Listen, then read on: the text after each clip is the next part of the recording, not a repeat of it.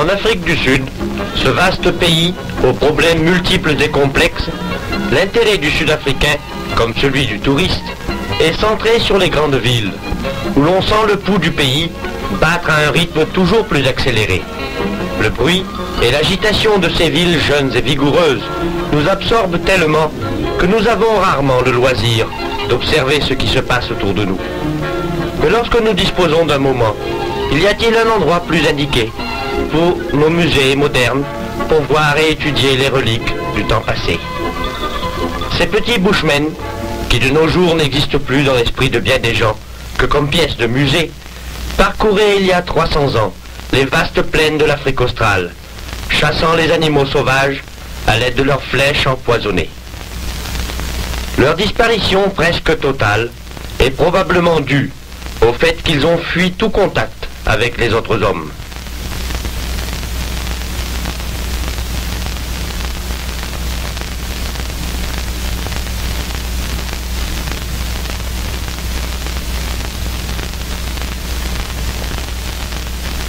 Ils se sauvèrent de plus en plus loin et éventuellement trouvèrent refuge dans le désert du Kalahari, la partie la plus inhabitable du pays.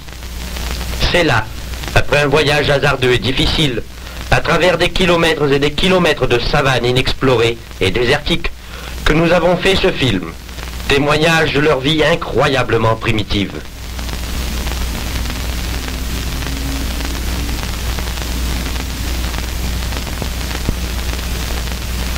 Sous ces buissons épineux, un certain nombre d'entre eux ont construit leur hutte temporaire. La mare avoisinante, qui contient encore un peu d'eau boueuse des dernières pluies, est la raison de leur séjour ici. Et jusqu'à ce qu'elle se dessèche complètement, ces nomades resteront là. De l'eau dépend leur vie, et c'est l'eau qui contrôle leurs mouvements. Observez l'homme qui ramasse cet œuf d'autruche rempli d'eau. Voyez comme il se lave les mains. Il ne le fait qu'en de très rares occasions, lorsque l'eau est comparativement abondante. Mais il ne se lave jamais le corps, même lorsque les mares sont pleines après les pluies. Arrêtons-nous donc pour les observer. Le contenu de la panse d'un animal semble suffire aux besoins de cette vieille femme. Dans cette région aride, un peu de liquide suffit à décider de la vie ou de la mort d'un être. Cet enfant ne semble pas bien portant. La sous-alimentation, la dureté du climat, explique le nombre très élevé des mortalités infantiles. On a peine à croire que même la peau si dure d'un animal, tel que le wildebeest bleu ou le gnou, soit jugée comestible. Il y a longtemps qu'ils ont mangé la chair de l'animal, et aujourd'hui, ils en dévorent la peau. Mais nous voyons bien quand même à de tels gestes que le bushman, si primitif soit-il, est quand même un être humain.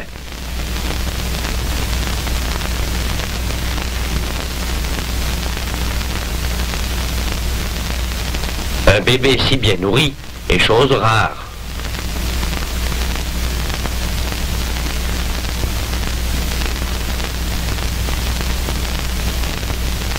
Contrairement à la croyance générale, les bushmen ne mangent pas la viande crue, mais la font rôtir sur les braises ou sous les cendres chaudes. Mais comme beaucoup, ils préfèrent saignante.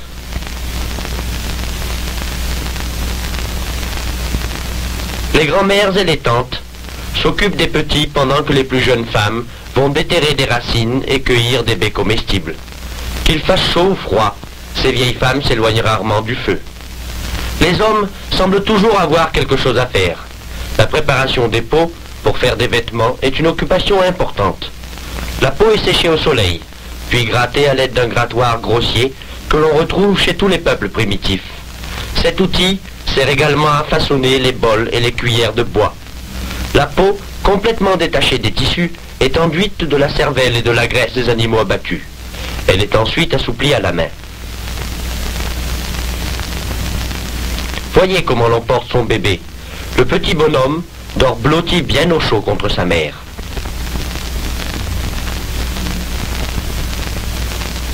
La graisse et la moelle du gibier sont des mets recherchés et sont réservés aux vieillards. Ils consomment généralement la moelle crue ou parfois rôtissent l'os sous les cendres chaudes.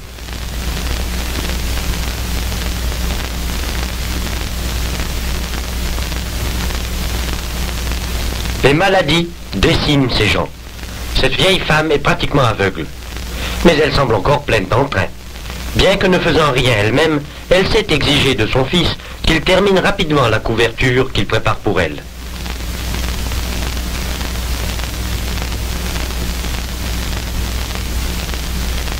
De ses mains habiles, il assouplit la peau que la graisse et la cervelle ont maintenant eu le temps de pénétrer.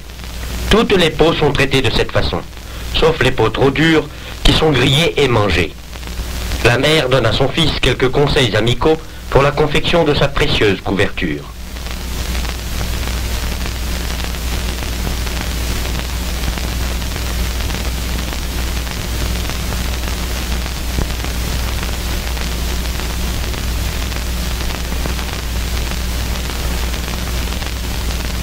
Les peaux sont cousues ensemble à l'aide de tendons.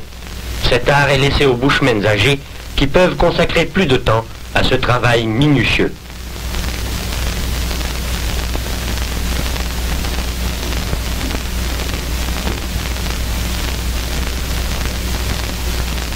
Écoutez-les parler. Leur langue, consistant en sons brefs et gutturaux, est des plus primitives.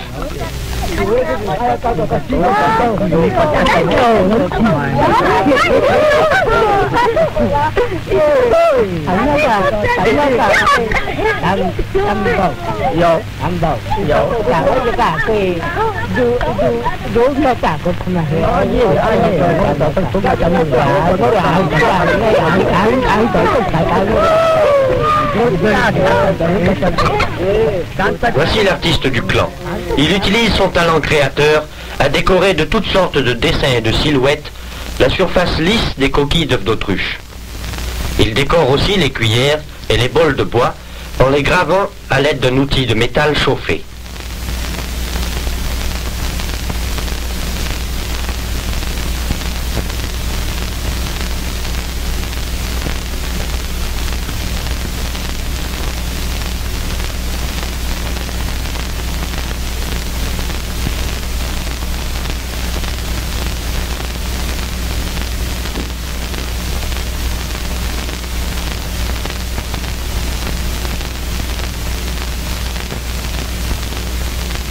Une petite mare contient encore un peu d'eau boueuse.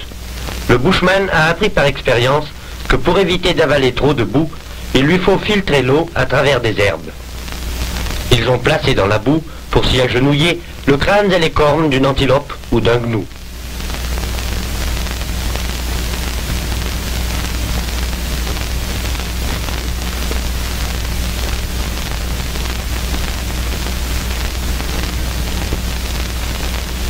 À 5000 environ de la mare précédente, beaucoup plus près du village temporaire des Bushmen, deux femmes remplissent leurs coquilles d'autruche de cette eau précieuse, quoique boueuse.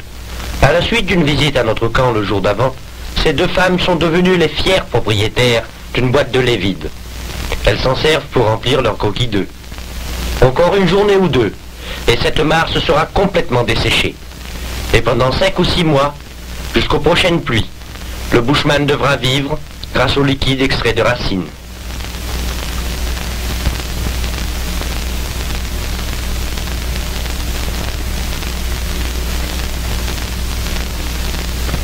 Ces coquilles seront très probablement enfouies dans le sable, aussi faut-il qu'elles soient bien fermées. Ce bouchon primitif est remarquablement hermétique. Les peaux souples, généralement celles des jeunes antilopes, servent de couverture et de sac pour le transport des œufs d'autruche.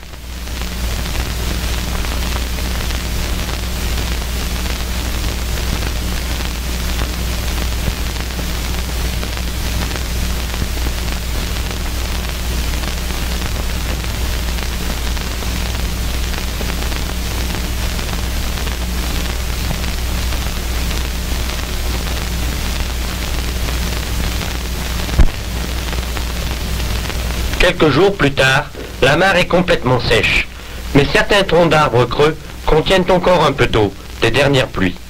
Les bushmen se servent de longs roseaux creux pour se procurer cette eau si précieuse.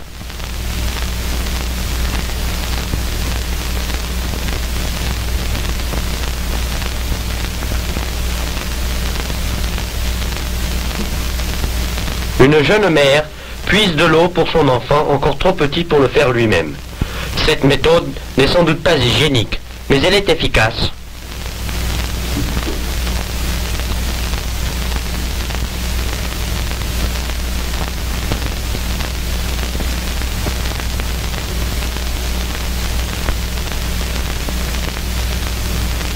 La recherche des racines et des plantes constitue une des tâches journalières dévolues aux femmes. Contrairement à la croyance générale, le bushman n'est pas uniquement carnivore. Il consomme également des racines et des baies qui lui fournissent aussi le liquide dont il a besoin. Car chaque année, pendant 5 ou 6 mois, il devra se passer d'eau. Il leur faut passer la plus claire partie de la journée à chercher et à arracher ces racines dont l'abondance dépend de la fertilité du sol et de la dernière saison des pluies.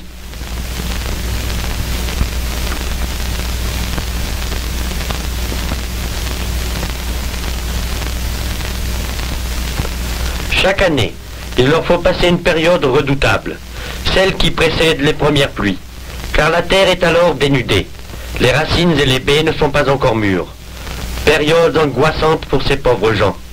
Ils se déplacent le moins possible pour conserver leur force, jusqu'aux premières racines, jusqu'aux premières baies. Le sol dénudé rend la chasse difficile. C'est aussi à cette époque de l'année, vers la fin de l'hiver et au début du printemps, que les femmes partant à la recherche de nourriture sont la proie des lions errants.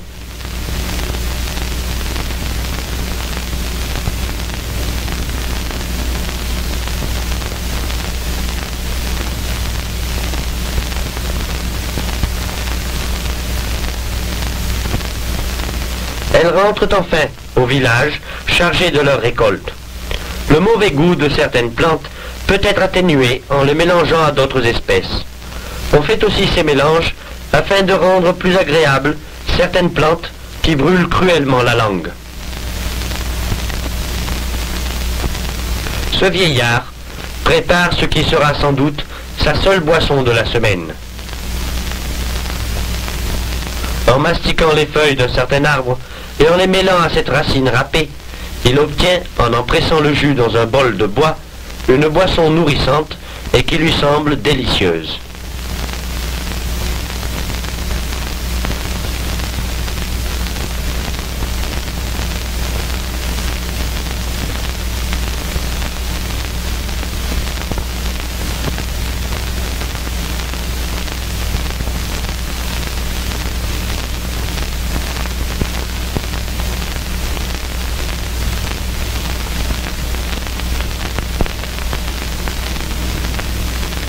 Le bushman connaît l'existence de certains points d'eau secrets qu'il utilise lorsque les mares sont taries, et avant que le soleil n'ait desséché le sol au point que l'eau ne se trouve plus qu'à de très rares profondeurs. Il creuse jusqu'à l'eau, puis introduit 2 roseaux creux à l'extrémité desquels il a attaché quelques herbes qui servent de filtre.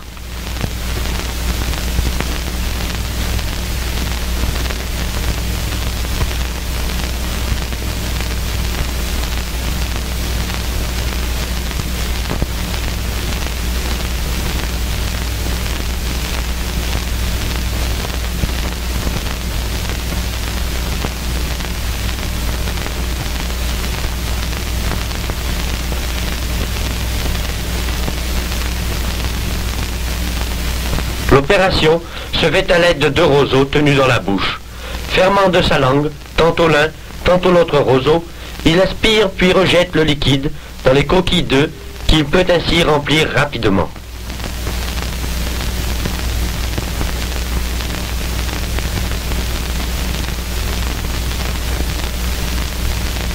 Il emporte alors les coquilles pour les éterrer dans un endroit ombragé et ne viendra les chercher que plus tard dans l'année, quand toute autre source d'approvisionnement lui aura fait défaut. Le bushman nomade sera peut-être loin à ce moment-là, mais un long voyage ne l'arrête pas, quand le manque d'eau signifie la mort.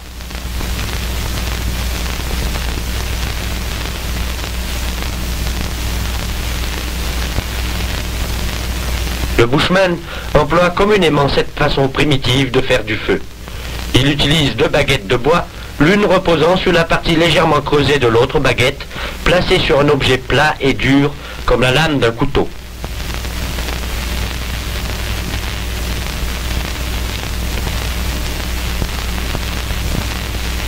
Il met sous le couteau quelques brindilles d'herbe. Il faut tellement frotter avant que ne jaillisse une étincelle que souvent 2 hommes doivent unir leurs efforts avant d'y parvenir. Quand l'herbe a pris feu, il souffle pour raviver le feu et le place sous des morceaux de bois secs.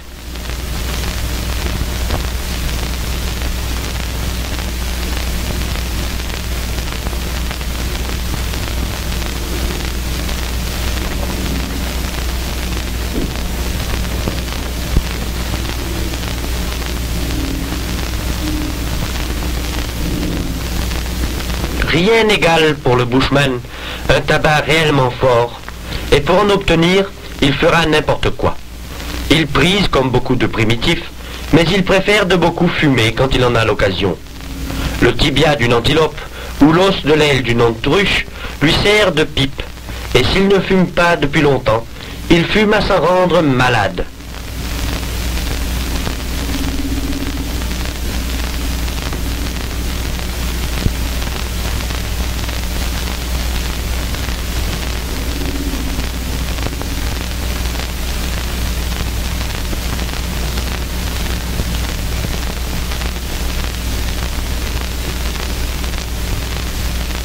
Il avale goulûment la fumée et la garde un temps considérable dans ses poumons avant de la rejeter.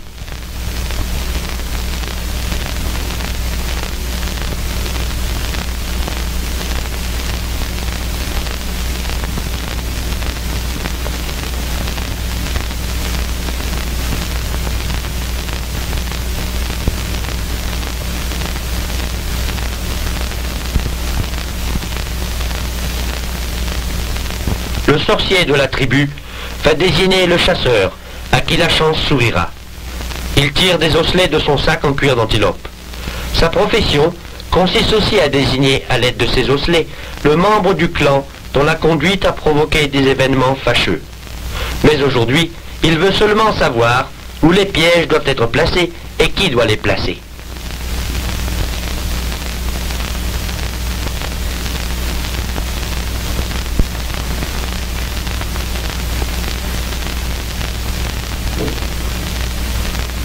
Non, c'est à refaire. Les osselets n'ont pas parlé.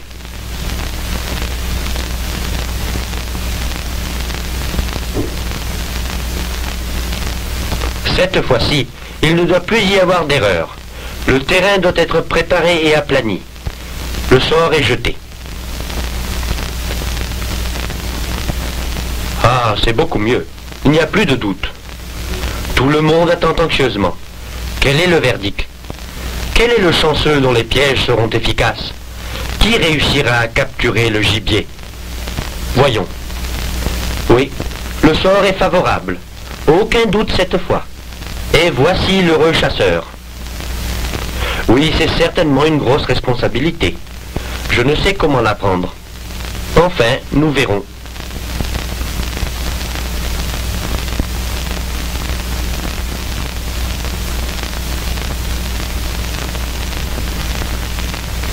L'homme, comme l'animal sauvage, a été au cours des siècles la victime des flèches empoisonnées du bushman. Le sorcier a conservé dans un récipient de bois les cocons d'une certaine larve vénéneuse. Il faut les réduire en poudre et les mélanger au jus d'une certaine racine.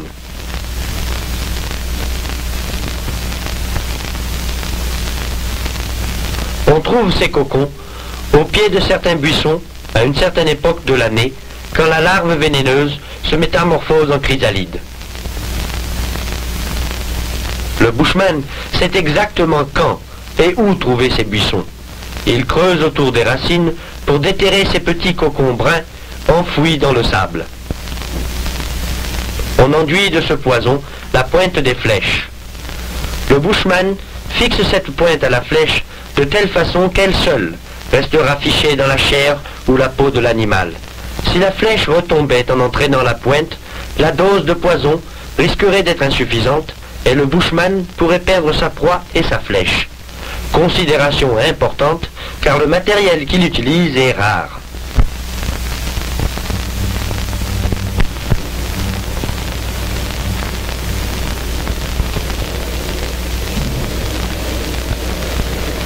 Voici 2 chasseurs dans la brousse. Avec un peu de chance, nous pourrons les voir à l'œuvre. Ils ont remarqué quelque chose. Des autruches. Nos chasseurs s'excitent, car ces énormes oiseaux ont une chair très recherchée par le bushman. Le gibier est alerté. Ces oiseaux au long cou et à la vue perçante ne sont pas des proies faciles.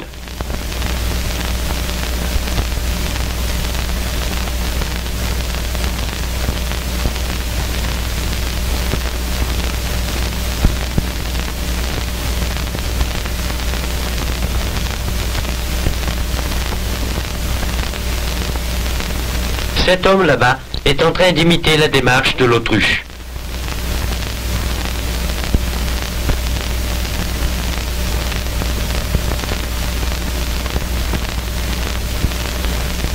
Si la flèche atteint son but, les chasseurs ne poursuivront pas leur proie immédiatement.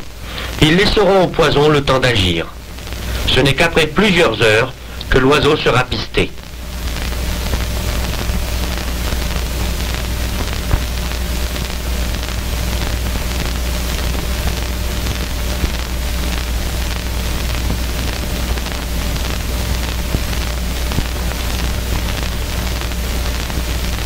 La chasse va se dénouer. Même si la flèche ne fait que percer la peau de l'animal, cela suffira, puisqu'elle est empoisonnée. Sachant qu'ils ne pourront tirer qu'une fois, ils visent en même temps.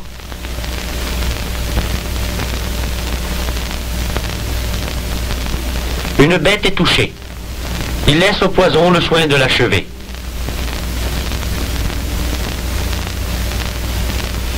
Plus tard dans la journée, ils prennent la piste de l'oiseau blessé. Dans cet art, ils sont passés maîtres et sont souvent aidés par les vautours qui eux aussi surveillent la proie.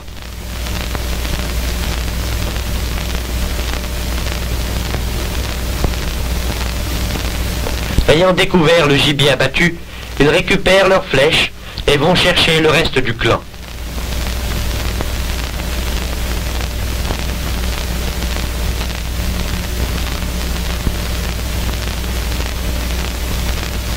Quelle joie pour la famille qui se groupe autour de la victime. C'est leur mets favori.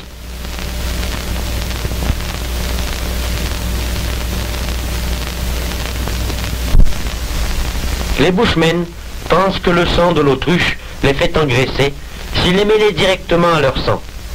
Et ils ne manquent jamais à l'occasion de se faire plusieurs incisions et d'y répandre ce sang.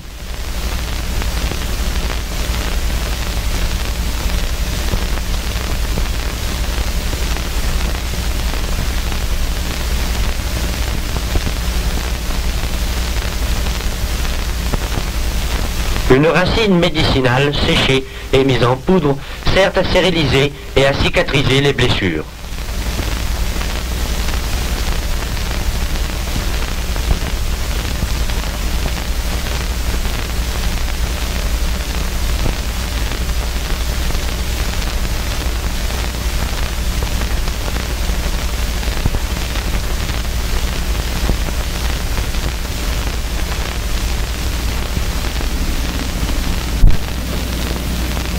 La chance a encore souri à nos chasseurs. 15 jours plus tard, une de leurs flèches atteignit une antilope. La flèche, soigneusement récupérée, ils procèdent au dépeçage.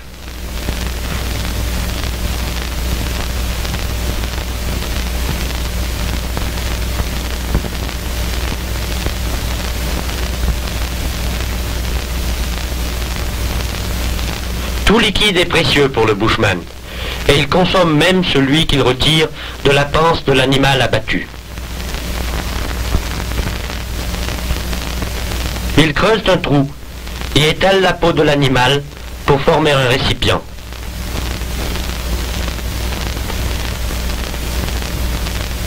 Puis couvre ce bassin improvisé de branchages.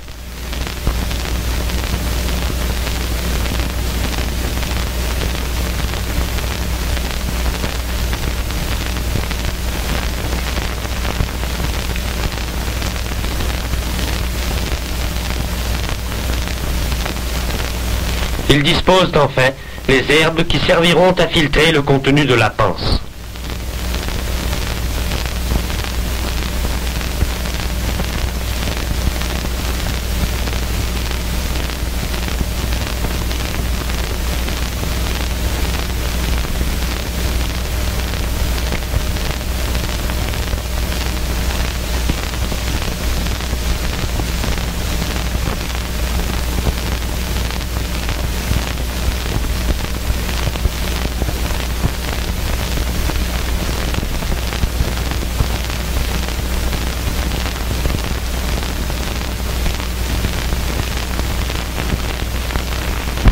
les chasseurs peuvent enfin étancher leur soif.